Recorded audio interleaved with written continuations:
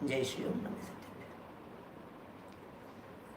मंगलमय मंगल करण वीतराग विज्ञान नमुताहि जाते भये अरहंतादि महान करि मंगल करि हो महा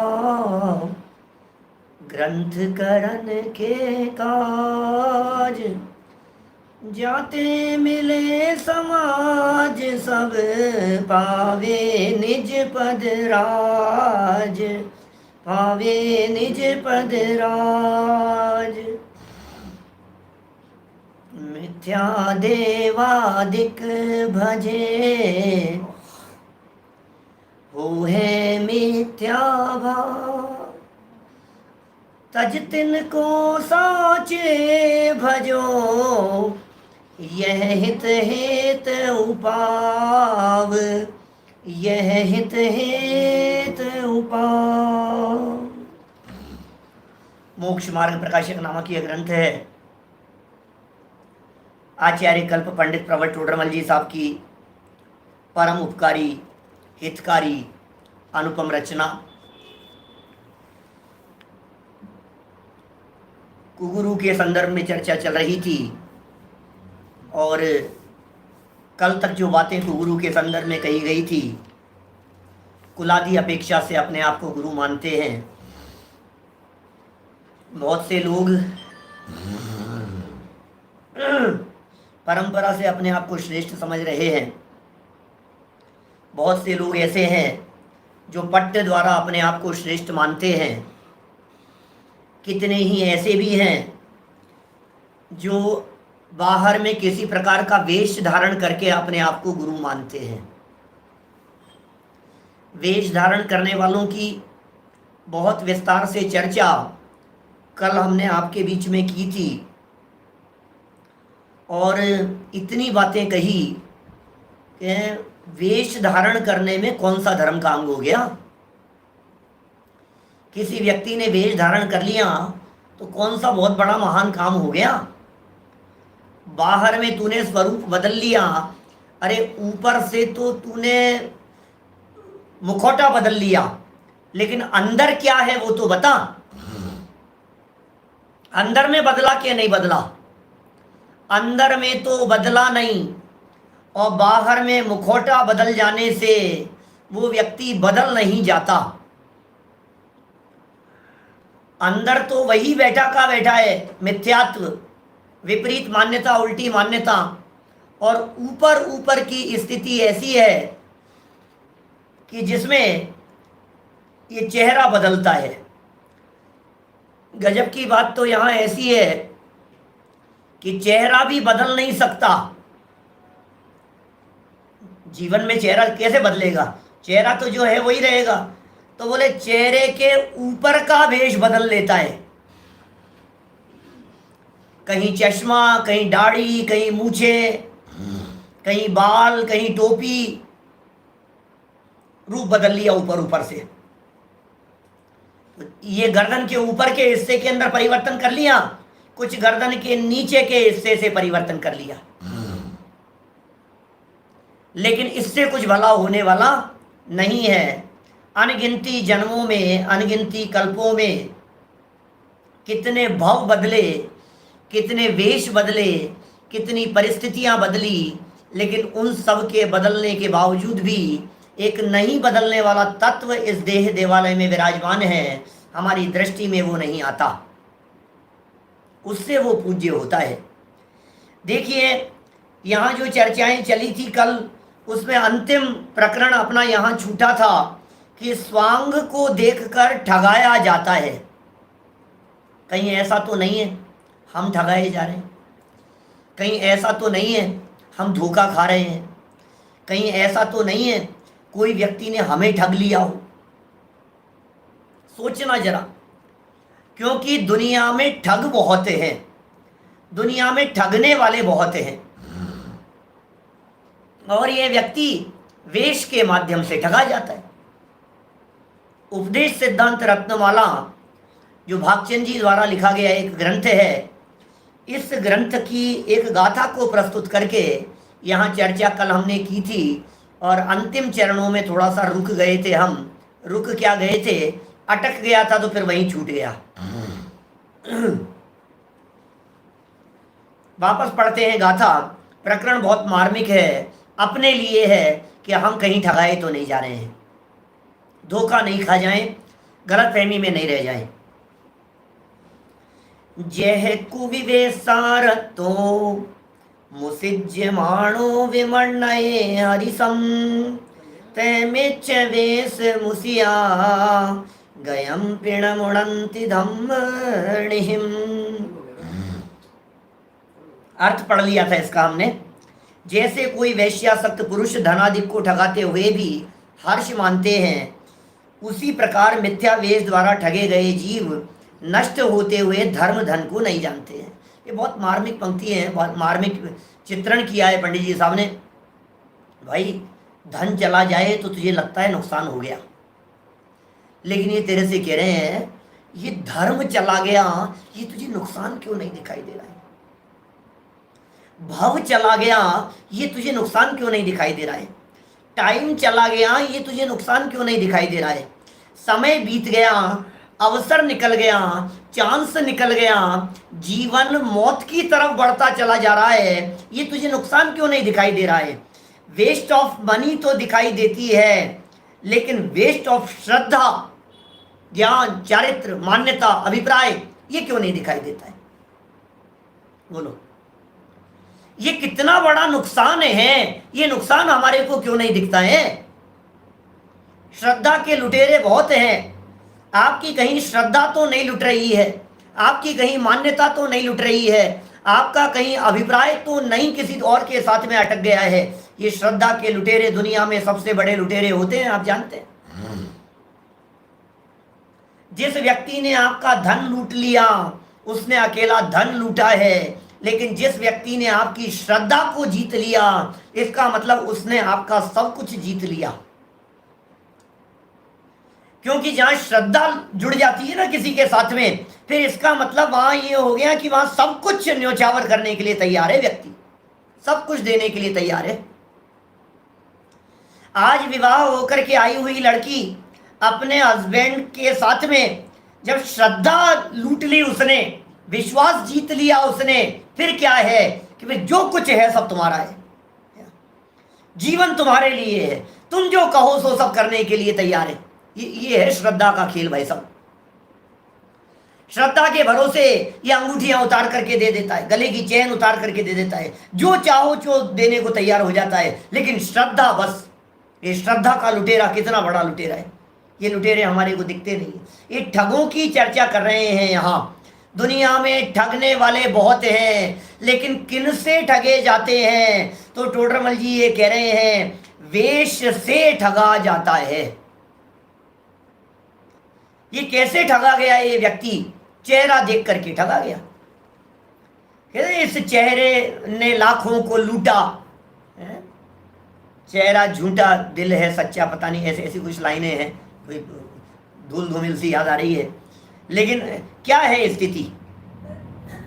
धोखा ही है नहीं। इस चेहरे ने भोली सूरत है, चेहरा सुंदर दिखाई दे रहा है और ठग रहा है। बस वेश बाहर में धर्मात्मा का दिखाई दे रहा है। वो जो उपगुहन अंग के अंदर कथा आती है, आखिर वे सेठ जी, जिनेंद्र भक्त सेठ, वे क्यों ठगे गए बतलाइए मुझे। कि एक व्यक्ति ब्रह्मचारी का वेश बनाकर, त्यागी व्रती संयमी का वेश बनाकर उनके नगर में आकर उपदेश देने लगा। उन्होंने उनको रख लिया धर्मात्मा जान करके और ठगाए गए। वो तो बात खुल गई, लेकिन यदि वो बात नहीं खुलती तो हम आपसे पूछना चाहते हैं कि ऐसे ऐसे ठगने वाले दुनिया भर में नहीं है क्या? टोडरमल जी ने नीचे कितना खतरनाक उदाहरण दिया है। सोच सोच करके ऐसा लगता है ये कैसा उदाहरण दे दिया है इन्होंने। वेश्या के पास जाने वाला व्यक्ति अपने को ऐसा समझता है कि मजा आ गया, लेकिन यहां ये कह रहे हैं वहां तो ठगाते हुए भी हर्ष समझ रहा है। इसी तरह से यहाँ ठगाते हुए भी धर्म धन नष्ट हो रहा है, इसका विचार विवेक नहीं है। देखिए भावार्थ, इन मिथ्या वेश वाले जीवों की सुश्रुता आदि से अपना धर्म धन नष्ट होता है, धर्म नष्ट हो रहा है, धर्म रूपी धन नष्ट हो रहा है, उसका विषाद नहीं है, खेत खिन्नता नहीं हो रही, और यार कितना नुकसान हो गया, तो ये नहीं लग रहा है आपको मैं कैसे उनके सबमिशन में आ गया, ये नुकसान लगता है कि नहीं? हाँ, कभी देखो, जब सामने वाला व्यक्ति का वो ठगपना पकड़ में आ जाए तब तो इसको लगता है कि हम धोखा खा गए, और यदि उसकी वो चालाकी पकड़ में नहीं आए तो इसे लगता ही नहीं है कि मैं ठगाया गया। जैसे चोर कौन, जगत में एक कहावत चलती है, लोग ऐसा कहते हैं चोर कौन, बोले जो पकड़ में आ जाए, पकड़ में नहीं आए तो साहूकार। बेईमान कौन, जिसकी बेईमानी पकड़ में आ जाए। ठगिया कौन, जिसका ठग पकड़ में आ जाए। ये ऐसा ही स्वरूप है, ऐसा ही दिखता है। अरे भाई अपराधी है, अपराध सिद्ध नहीं हुआ तो दुनिया उसे अपराधी नहीं मानती। इसी तरह से इसने हमें ठग तो लिया था, लेकिन हमने अपने आप को ठगा हुआ महसूस नहीं किया, क्योंकि हमें ऐसा लगा कि सही है। वहां कोई तो, आगे बढ़ते हैं, वहां कोई तो मिथ्या शास्त्रों में जो वेश निरूपित किए हैं उनको धारण करते हैं। कई लोग तो ऐसे हैं जो खोटे शास्त्रों के आधार पर वेश को धारण करते हैं, परंतु उन शास्त्रों के कर्ता पापियों ने सुगम क्रिया करने से उच्च पद प्रारूपित करने में हमारी मान्यता होगी। समझना लाइन क्या लिखी है, टोडरमल जी क्या कह रहे हैं। पापी लोगों ने शास्त्र बना दिए, पापी लोगों ने खोटे खोटे शास्त्रों की रचना कर दी, और शास्त्रों की रचना में भी पीछे भी इस तरह की बात आई थी कि शास्त्रकर्ता का नाम लिख दिया, कोई बड़े बड़े नाम लिख दिए। जैसे मैंने एक दिन शायद कही थी महावीर वाणी, इसके नाम से आपको कई लेखकों की कई किताबें मिल जाएगी, महावीर वाणी। अब महावीर वाणी के अंदर महावीर वाणी है कि तुम्हारी वाणी है, लेखक की वाणी है, लिखने वाले की वाणी है। नाम तो लिख दिया महावीर वाणी, नाम तो लिख दिया कुंदकुंदाचार्य की वाणी, नाम तो रख दिया बड़ा, अपना नाम बड़ा रखवा लेता है और उस नाम से सोचता है कि चलने लगेगा। अब टोडरमल जी ये कह रहे हैं उन शास्त्रों को लिख करके उनमें सुगम धार्मिक क्रियाएं बना दी, और सुगम धार्मिक सरल क्रियाएं कि वे ऐसा करने से धर्म हो जाता है, ऐसा करने से धर्म हो जाता है। तो लोगों को क्या लगता है कि इससे लोग ज़्यादा फॉलोअर्स बढ़ेंगे। आप सरल बातें बतलाने लग जाओ तो फॉलोअर्स ज़्यादा बढ़ जाएंगे। आप जनरल बातें करने लग जाओ, अभी मान लीजिए मैं आप लोगों के बीच में घर गृहस्थी की चर्चाएं करने लग जाऊं, शास्त्र की चर्चा नहीं करके मैं आपके फैमिली प्रॉब्लम्स को सॉल्यूशन करने की बातें बतलाने लग जाऊं, तो फिर क्या होगा? हर व्यक्ति को चाहिए बच्चा कहना मानने लग जाए। बच्चे कहना क्यों नहीं मानते हैं, एक ऐसी हेडिंग से प्रवचन दिया जाए तो 2 दिन के अंदर 25-50 हजार लोग हो जाए, लाखों लोग देख ले एक आध दिन में ही। क्या हेडिंग क्या दिया आपने? बच्चे कैसे हमारे कंट्रोल में आवे। बोलो, परिवार में कैसे शांति रहे, हमारी घर गृहस्थी की बातें, हस्बैंड वाइफ के ऊपर कैसे कंट्रोल करे, वाइफ हस्बैंड के ऊपर कैसे कंट्रोल करे। बस ये थोड़ी बहुत जो बातें हैं ना, इन बातों को सारी दुनिया के लिए है, सब ये हिंदू मुसलमान जैन सबके ऊपर लागू होती है ये बातें, तो फिर जन सामान्य के लिए हो जाती है। तो ये कहता है ऐसी बातें करो कि यार आपके जैनियों का जो आचरण है ना ये थोड़ा सा कठोर है, बहुत कठोर आचरण है, थोड़ी सी फ्लेक्सिबिलिटी होनी चाहिए। अब ये खान पीन की चर्चाओं को थोड़ा सा कम कर दो। ये ज़्यादा जो सूक्ष्म बातें, मैं सच्ची घटना कह रहा हूँ, मुझसे कही एक बुलाने वालों ने, व्याख्यान के लिए मुझे बुलाया, भरी सभा में आयोजन था, बड़ा आयोजन था, और मुझे बुलाया तो आयोजकों ने मुझसे ये कह दी, अपने मुमुक्षु समाज की बात नहीं है पंडित जी, 5-7 दिन आप पढ़ाएंगे यहाँ, आपके प्रवचन व्याख्यान कक्षाएं होगी, लेकिन आप है ना ये तत्व की बात मत करना। क्या सच्ची घटना है, लगभग 20 साल पुरानी घटना होगी, 22 साल पुरानी घटना। तत्व की बात मत करना। क्या होता है तत्व से? जीव अजीव ये जान भी लेंगे तो क्या होगा? जीव पुद्गल धर्म अधर्म आकाश काल जान भी लेंगे तो क्या होगा, इससे क्या हो जाएगा? आप तो ये बताओ पूजन कैसे करें? आप तो ये बताओ अर्घ ऐसे चढ़ाएं कि ऐसे चढ़ाएं कि ऐसे करें, हैं ये 2 उंगलियों से चढ़ाएं कि इससे करें कि हाथ इसके टच नहीं हुई? ये तो ज्ञान की बातें हैं थोड़ी सी। सोचो आप लोगों की सोच कैसी। बाहरी क्रिया और क्रिया की चर्चाओं को सारी दुनिया में रस दिखाई देता है। ये बता दो पूजन कैसे की जाती है पंडित जी? पहले कौन सी पूजन करनी चाहिए, बाद में कौन सी करनी चाहिए? कम से कम पूजन करना तो आ जाए हमारे को। माला के बारे में बता दो, किसी जाप के बारे में बतला दो, कुछ ये बतला दो, ये बातें तो आप बतला दो हमारे को, तब तो चलेगा। तत्व नहीं। अरे भाई जगत भोला है। ये कह रहे हैं पापियों के माध्यम से सुगम क्रियाएं और उच्च पद प्ररूपित करने में ऐसा लगता है कि हमारी मान्यता आगे बढ़ने लग जाएगी। कैसी कैसी क्रिया। अन्य मतों में तो इतना मिश्रण दिखाई देता है। एक तरफ तो कहते हैं रात्रि भोजन करना, अरे रात्रि में एक अन्न का दाना भी खाए, मार्कंडेय पुराण वगैरह में इस तरह के कथन है बहुत, कि एक बूंद भी यदि रात को पानी की पीवे तो खून पीने के बराबर है, ऐसे वचन है उनके यहां। लेकिन अब अपनी परंपरा चलाने के लिए कहते हैं भैया चांद देख करके खाओ, बोलो भैया ऐसा करके करो, तो लोगों को लगने लगता है ये बहुत अच्छा धर्म है यार, खाओ पियो और मौज करो। ये कितना सरल धर्म है।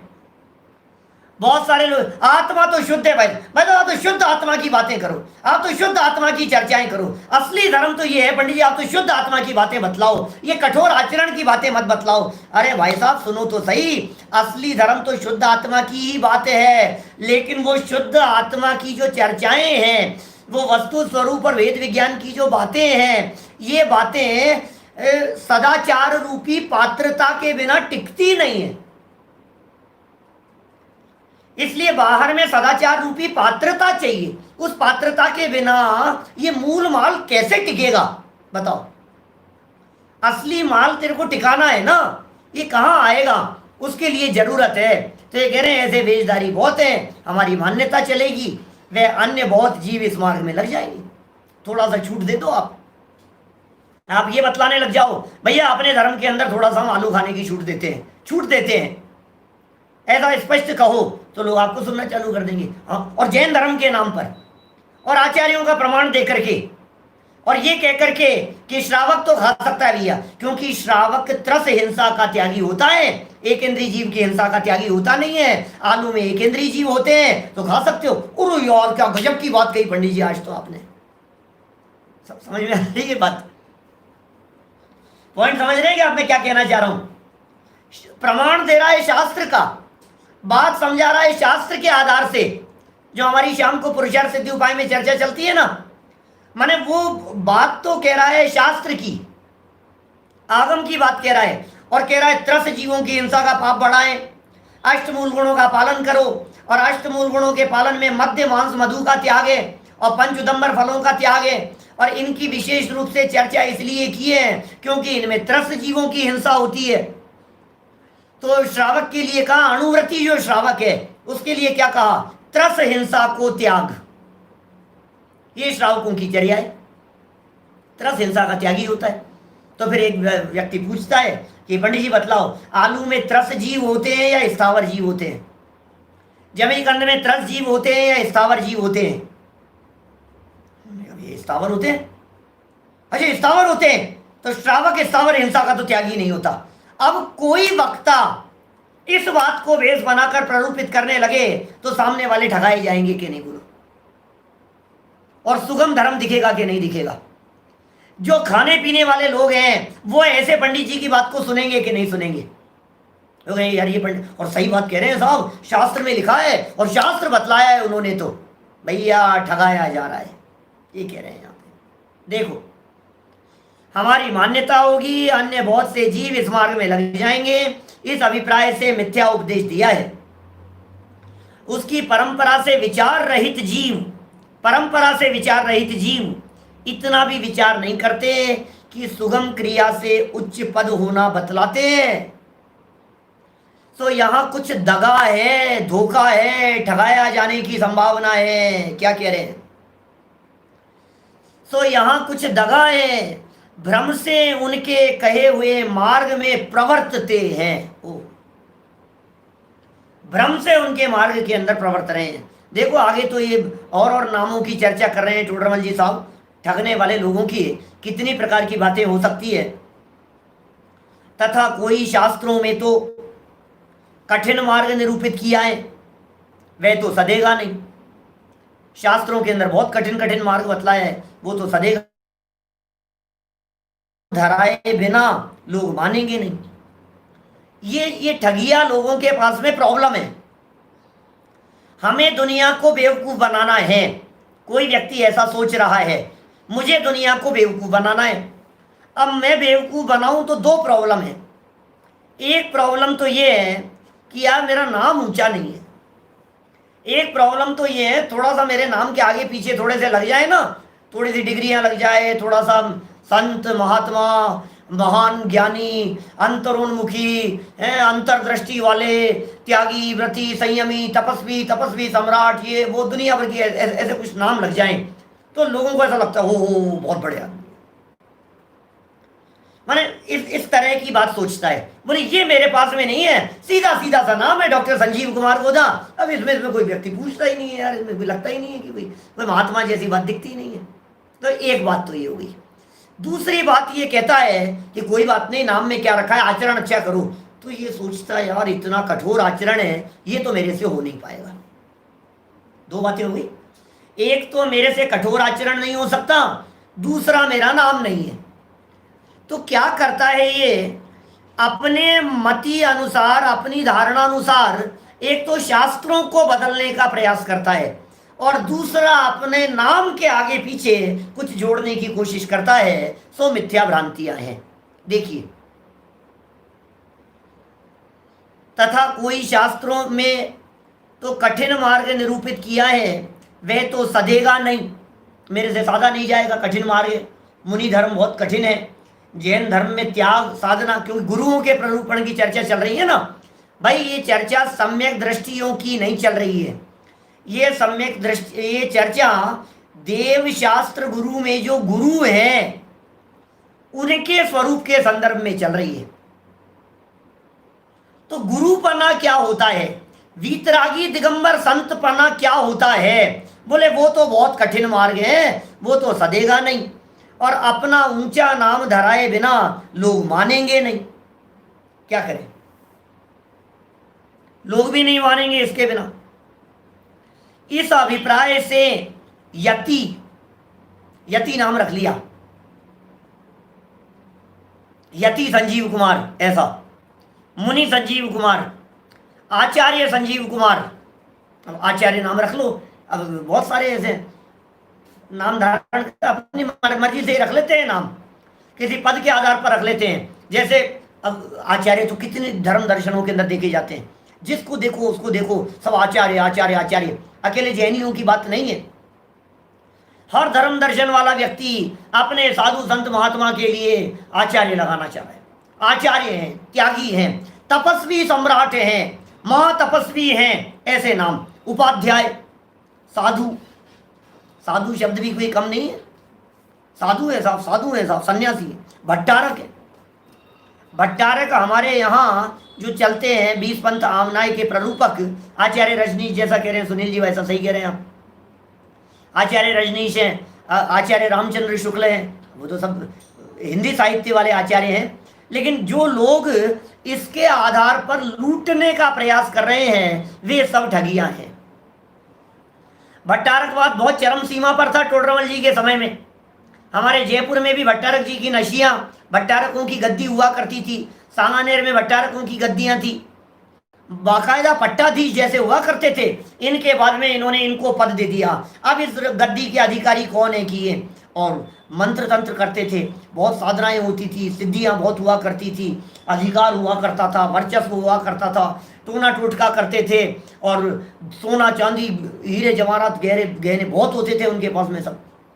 और वेश जो धारण करते थे वे वेश धारण करते थे, ये भगवान वेश धारण करते थे। आज भी जिस तरह का वेश दिखाई देता है। तो सन्यासी, योगी, तपस्वी, नग्न 108 लगाने लगे।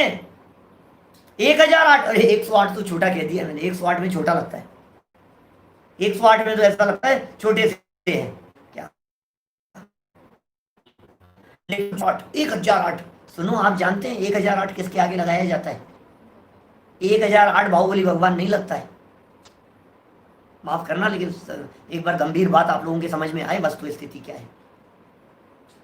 भरत भगवान के आगे 1008 नहीं लगेगा, राम भगवान के आगे 1008 नहीं लगेगा, पांडव जो भगवान बने उनके आगे 1008 नहीं लगेगा, जम्बू स्वामी जो भगवान हो गए उनके आगे 1008 नहीं लगेगा। ये 1008 शब्द का प्रयोग तीर्थंकरों के साथ में किया जाता है,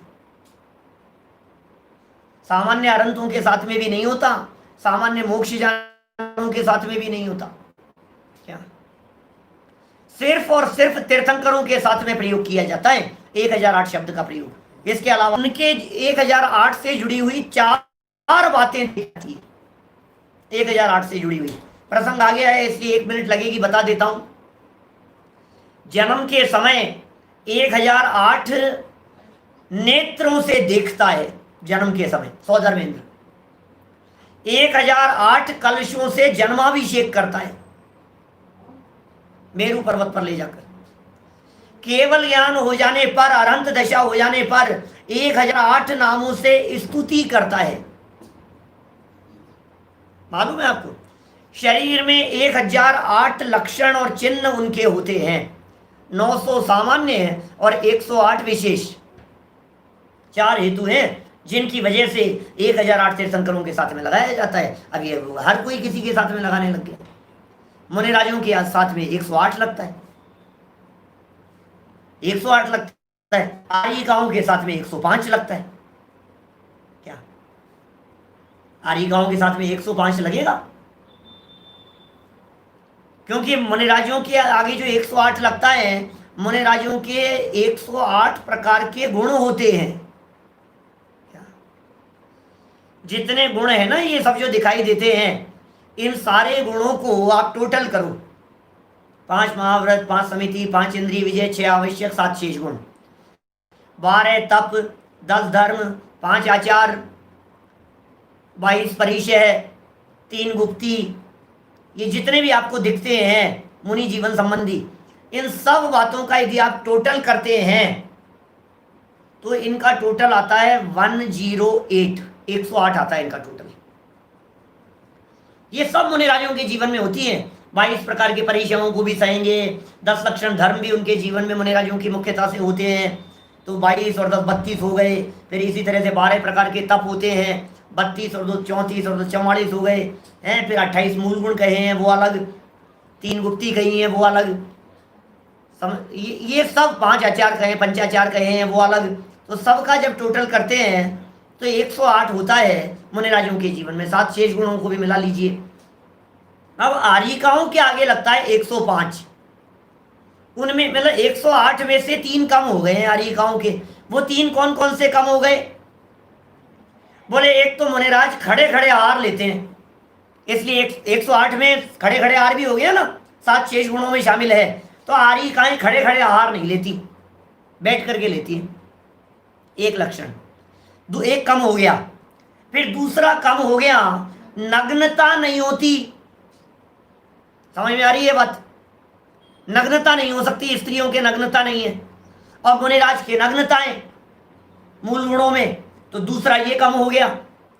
और तीसरा कम होता है, मुनिराज अस्नान गुण के धारी हैं। अस्नान है मुनिराज के, स्नान का त्याग है, और स्त्रियों के स्नान का त्याग हो नहीं सकता। आर्यिकाओं के नहाना ही पड़ेगा उनको। तो विशेष प्रकार की परिस्थितियों के अंदर तो महीने में 3-4 दिन तो ऐसी परिस्थितियां बनेगी, तो स्नान मूल गुण के धारी नहीं है वो।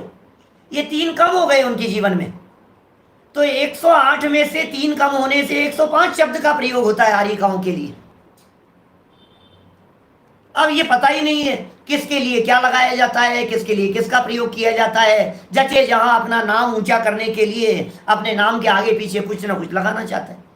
शास्त्री, आचार्य, ये वो दुनिया भर के पुछलने लगाने की कोशिश करता है। संजीव कुमार गोधा MA PhD ये वो दुनिया भर की डिग्रियां और चाहता है आगे, ये डिग्री ये डिग्री ये डिग्री लगा रहा है अपने नाम के आगे, और डिग्री लगा लगा करके मैं थोड़ा सा बड़ा हो गया, तुम्हें थोड़े से नाम में लगता है ना थोड़ा सा बड़ा। ए भाई तू कहाँ उलझ रहा है? इन डिग्रियों में कहाँ उलझा हुआ है? दुनिया में बहुत लोग ऐसे हैं जो 50-50 डिग्रियों के धारी है। 20-20 डिग्रियों के धारी वालों के तो नाम कई दिखते हैं मेरे को, जिनके पास में 20-20 डिग्रियां हैं। कहाँ तक बताएं?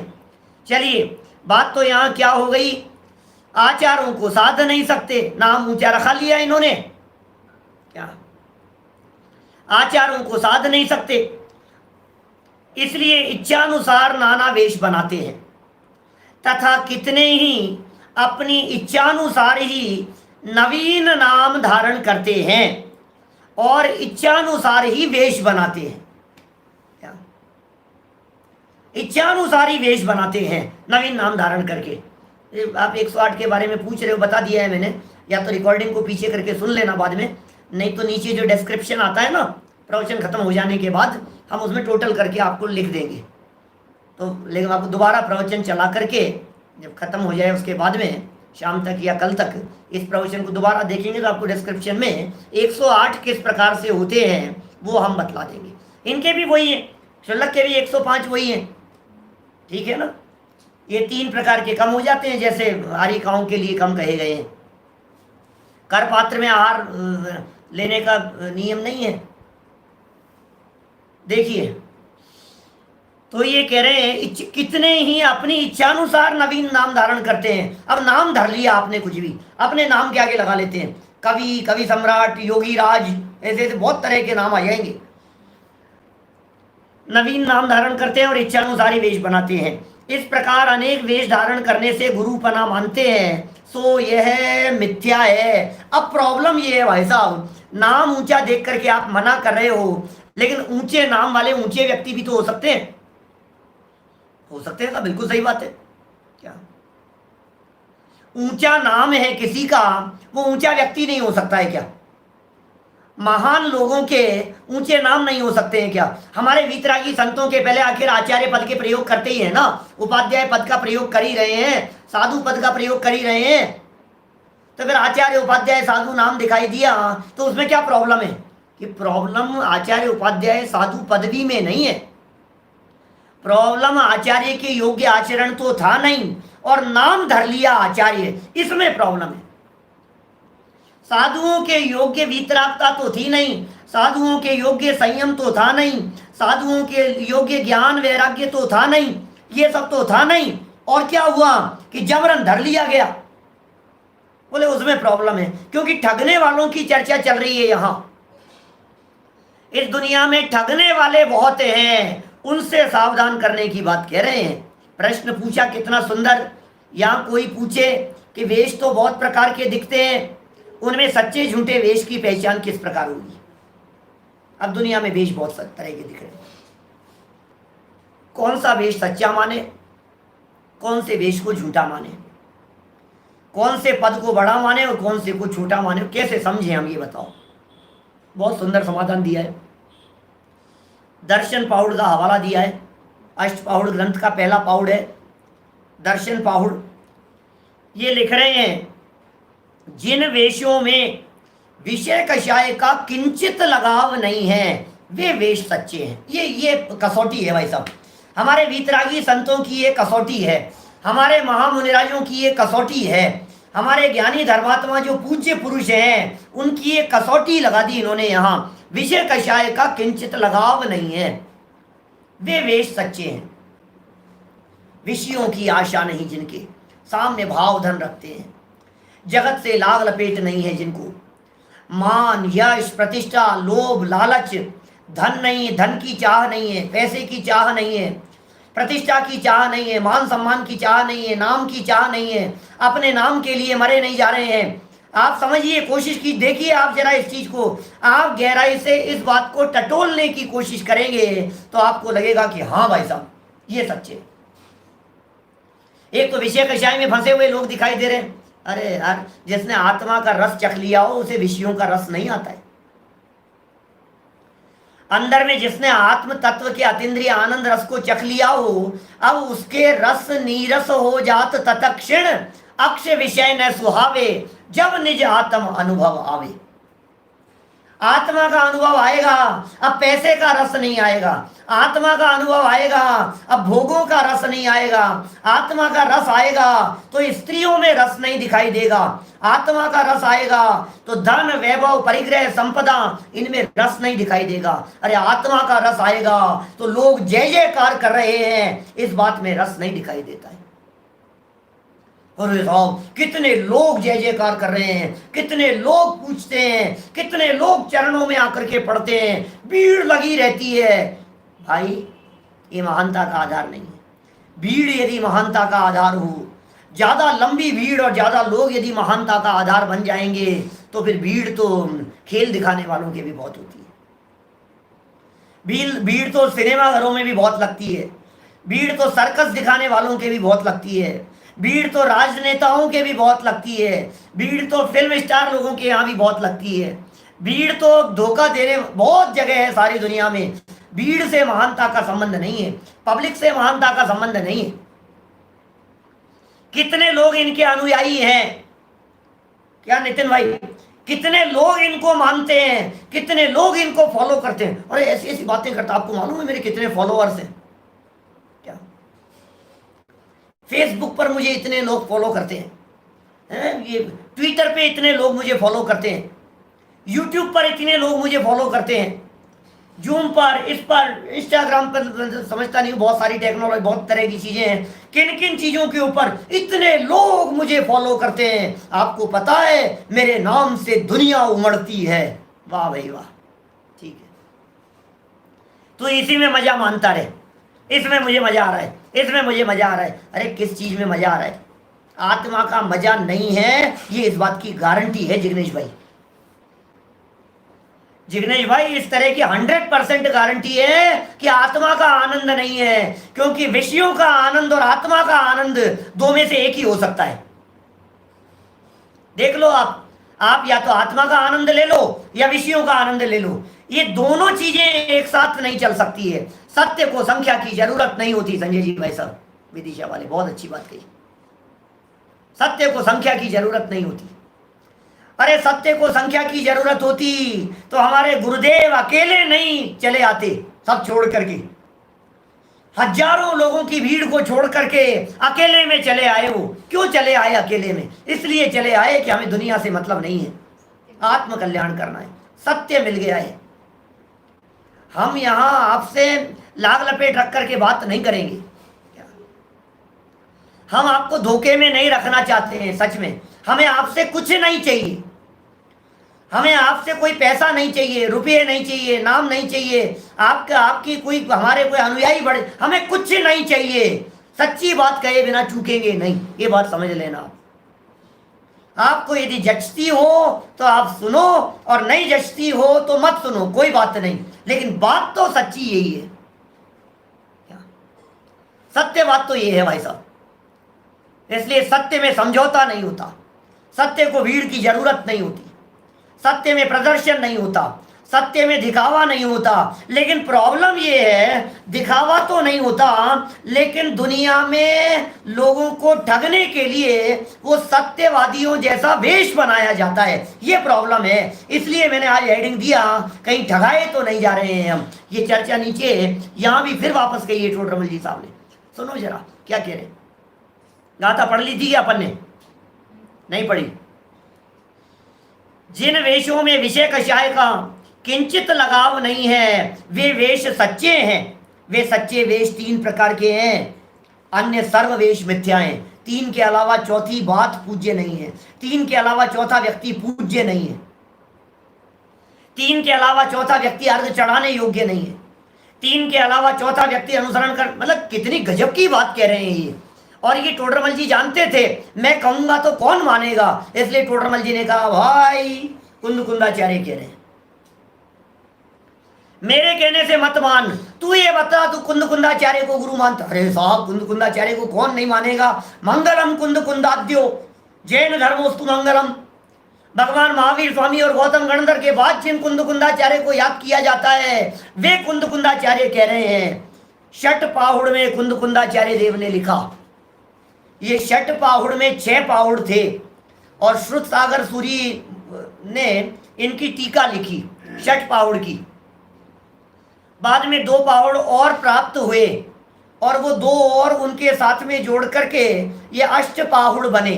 पाहुड़ माने होता है ग्रंथ, अष्ट माने होता है 8, षट माने होता है 6 और पाहुड़ माने ग्रंथ।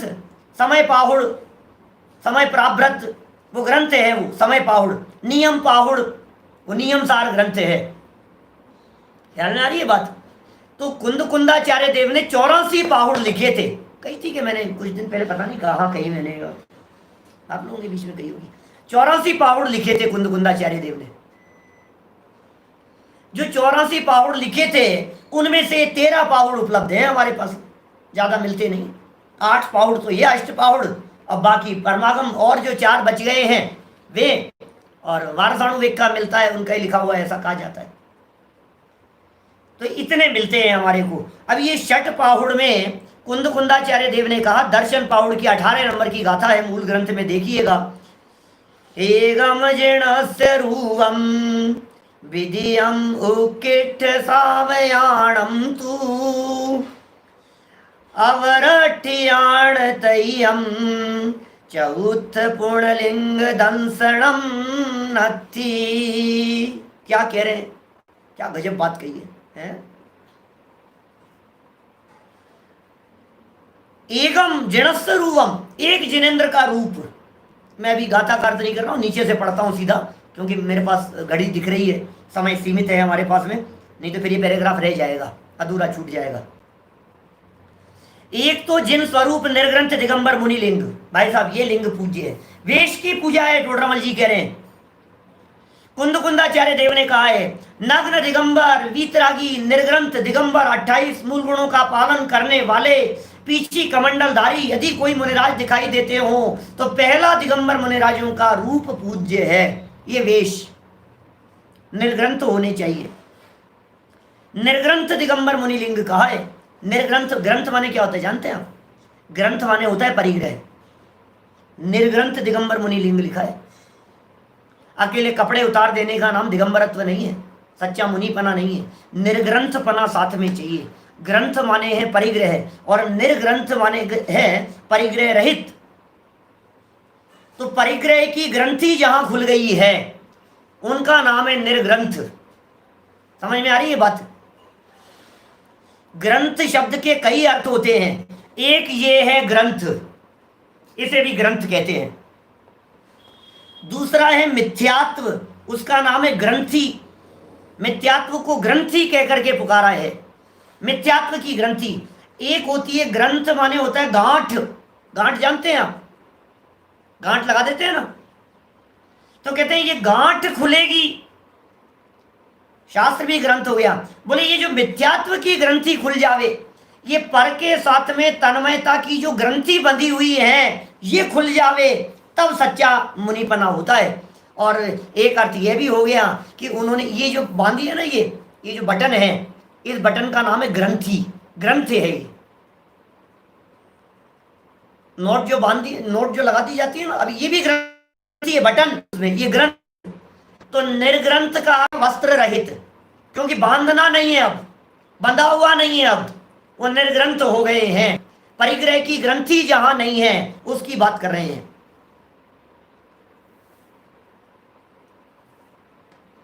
टोडरमल जी के समय में कोई इस तरह के निर्ग्रंथ वेशधारी ठगिया नहीं थे।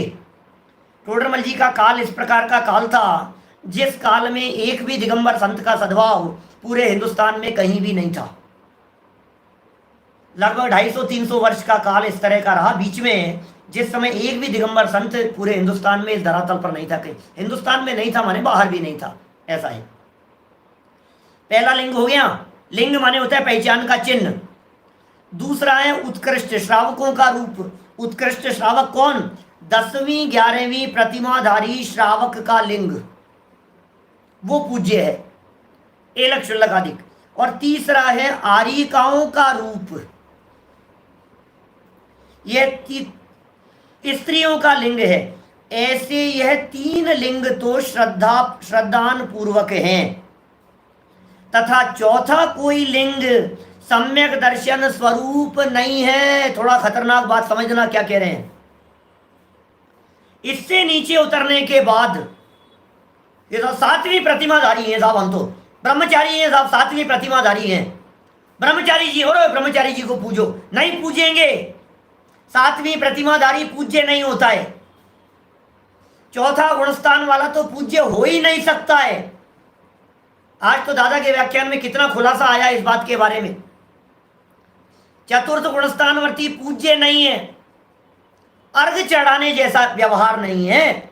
अब ऐसे तो हमारे पिताजी को भी पूज्य कहते हैं, पूज्य पिताजी, वो व्यवहार की बातें अलग है। पूज्य गुरुदेव श्री, वो पूज्य कह दो आप। लेकिन जो यहाँ 3 वेश जो जैन आमनाएं के अंदर जो पूज्य कहे गए हैं, वो पूज्य का व्यवहार संयमियों के आधार पर है, अविरति पूज्य नहीं है। चारित्र की पूजा है हमारे यहाँ। और सम्यक दर्शन के संदर्भ में आज कितना खुलासा हुआ कि भाई साहब आप सम्यक दर्शन यदि पूज्य हो जाएगा तो पीछे भी टोडरमल जी ने कहा था सौधर्मेंद्र को भी पूजो ना यार, आप थोड़ा सा सम्यक दर्शन की गारंटी है उसके। सर्वार सिद्धि के देवों को भी पूजने लग जाओ ना आप, सम्यक दर्शन की गारंटी है भैया चौथे गुणस्थान की। क्षेयोपशम सम्यक्त्व है। सुनो, आप ये कहेंगे साहब चौथे गुणस्थान में क्षेयोपशम सम्यक्त्व है, गिर जाता है पता नहीं लगता है, तो मुनि अवस्था में भी तो ऐसा हो सकता है ना कि कब 6ठे 7वें गुणस्थान में थे और कब 6ठे 7वें गुणस्थान से नीचे गिर गए। ये बात वहां भी तो हो सकती है कि नहीं? क्या भाई 6ठे 7वें गुणस्थान से नीचे गिर गए मुनिराज, और वेश तो नग्न दिगंबर है, तो पीछे कमंडल साथ में। इसलिए भी ये भी एक कारण है, ध्यान देना, मार्मिक बातें कह रहा हूं भाई, अन्यथा नहीं लेना। ये भी एक कारण है कि किसी भी मुनिराज की व्यक्तिगत नाम से पूजा का प्रचलन हमारे यहाँ दिगंबर परंपरा में, जैन परंपरा, व्यक्तिगत हमने मुनिराज के नाम से पूजा बना दी, ये प्रचलन नहीं था। हमारे यहाँ तो देव शास्त्र गुरु की पूजा है। महावीर भगवान की पूजा तो अलग से होगी, आदिनाथ भगवान के नाम से पूजा तो हो सकती है, लेकिन एक मुनिराज के नाम से अलग से पूजा। अब ये बात अलग है कि सम्मान की दृष्टि से हमने फिर कुंदकुंदाचार्य की बना दी, फिर बन गई, फिर चलने लग गई सब, लेकिन ये सच्चाई है। क्यों? क्योंकि हमने तो उनकी पूजा बना दी, और अभी तो वे 6ठे 7वें गुणस्थान में थे, उनका गुणस्थान गिर गया, वे आचरण से भ्रष्ट हो गए, अब आपने उनकी पूजा बना दी। अब कैसे चलेगा बताओ? बहुत प्रैक्टिकल बात है। देव शास्त्र गुरु की पूजा में हमारे यहाँ गुरु पद वंदन योग्य है, और गुरु दिखाई देते हैं तो गुरुओं को हम व्यक्ति यदि आएंगे, गुरु हम पड़गान किया और हमारे यहाँ कोई दिगंबर संतों का आहार हुआ तो पूजन करेंगे, उनकी बराबर पूजन की जाएगी। 3 वेश पूज्य हैं। ये कह रहे हैं गुणस्थान गिर भी गया, लेकिन वेश यदि बराबर दिखाई दे रहा है, वेश में यदि फर्क नहीं पड़ा है, पीछे कमंडल और मूल गुणादिक का पालन यदि यथावत चल रहा है, विषय कषाय का पोषण यदि नहीं कर रहे हैं, विषय कषाय का उपदेश नहीं दे रहे हैं, जीवन में यदि विरक्ति दिखाई दे रही है, तो फिर वे तीनों लिंग पूज्य हैं हमारे यहाँ। भावार्थ पढ़ता हूं, समय हो गया है। बात तो यहाँ उदाहरण देकर के कई ठगने वालों की। देखो भावार्थ में क्या लिखा, भावार्थ शायद वहीं का भावार्थ है, तो जयचंद जी छाबड़ा का लिखा हुआ भावार्थ है। इन 3 लिंग के अतिरिक्त अन्य लिंग को जो मानता है वह श्रद्धानी नहीं है, वह मिथ्या दृष्टि है। इन 3 के अलावा यदि और किसी को मानता है तो, तथा इन वेशियों में कितने ही वेशी। अब साहब आपने तो कह दिया कि पीछी कमंडल वालों को पूछो, आपने तो कह दिया कि आर्यिकाओं को पूजो, आपने तो कह दिया हिलक शुल्लक पूज्य हैं, ये सब पूज्य हैं साहब। जनागम में लिखा है, कुंदकुंदाचार्य देव लिख रहे हैं, इनके अलावा दुनिया भर के वेश इधर उधर के जो पीछे कहे थे ना, पीछे पगड़ी लगा ली, टोपी लगा ली, ये लगा ली, दाढ़ी बढ़ा ली, ये कर लिया, डबार बढ़ा, ये सब पूजनीय नहीं है, वो सब नहीं थे। तो कह रहे हैं वो सब तो थे ही नहीं। अब जिनका ये दिखाई दे रहा है क्या उनको सबको पूज ले? अब तो बात बराबर है। तो कह रहे हैं इन वेशियों में कितने ही वेशी अपने वेश की प्रतीति कराने के अर्थ किंचित धर्म के अंग को भी पालते हैं। जिस प्रकार खोटा रुपया चलाने वाला उसमें कुछ चांदी का अंश भी रखता है, उसी प्रकार धर्म का कोई अंग दिखाकर अपना उच्च पद मानते हैं। नकली नोट चलाना हो तो असली जैसा दिखेगा तो चलेगा। टोडरमल जी के समय में सिक्के चलते थे, चांदी के सिक्के, अपन भी देखते हैं पुराने, 1 रुपया लिखा रहता है उनके ऊपर। किंग वगैरह के जो आते हैं पुराने चांदी के सिक्के, 1 रुपया लिखा रहता है। एलिजाबेथ वगैरह के पुराने, और भी बहुत हैं इस तरह के, किंग एडवर्ड वगैरह के इनके जो सिक्के हैं चांदी के सिक्के, बोले वो भी तब चलेगा जब उसमें चांदी की मिलावट थोड़ी सी दिखेगी, थोड़ा तो दिखे, नहीं तो दिखेगा कैसे। विनीत जी वैसे सही लिख रहे हैं, देवशास्त्र गुरु का स्वरूप कभी नहीं बदलता, ये मैंने लिखा अपनी कालचक्र वाली पुस्तक में अंतिम प्रश्नोत्तरों के अंदर। काल कोई भी हो, स्वरूप कभी नहीं बदलता है। ये कह रहे हैं खोटा चलाना है आपको, तो क्या करेंगे बोलो, असली साधु जैसा दिखाना पड़ेगा ना, बाहर में तो असली संत जैसा दिखाना पड़ेगा ना, तब तो चल पाएंगे।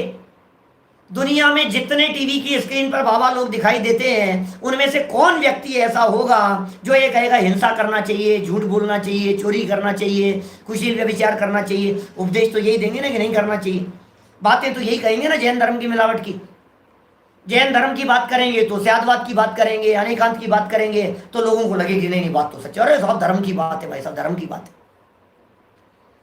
माने असली चीज के साथ में नकली थोड़ा बहुत मिलेगा तब जाकर के उनकी नकली चल पाएगी, नकली के साथ में असली थोड़ा बहुत दिखेगा तो। इसलिए भाई ठगने के स्थान दुनिया में बहुत है, वेश के आधार पर नहीं ठगे जाएं, लेकिन वेश ही पूज्य है, यह भी बात यहाँ कह दी गई है।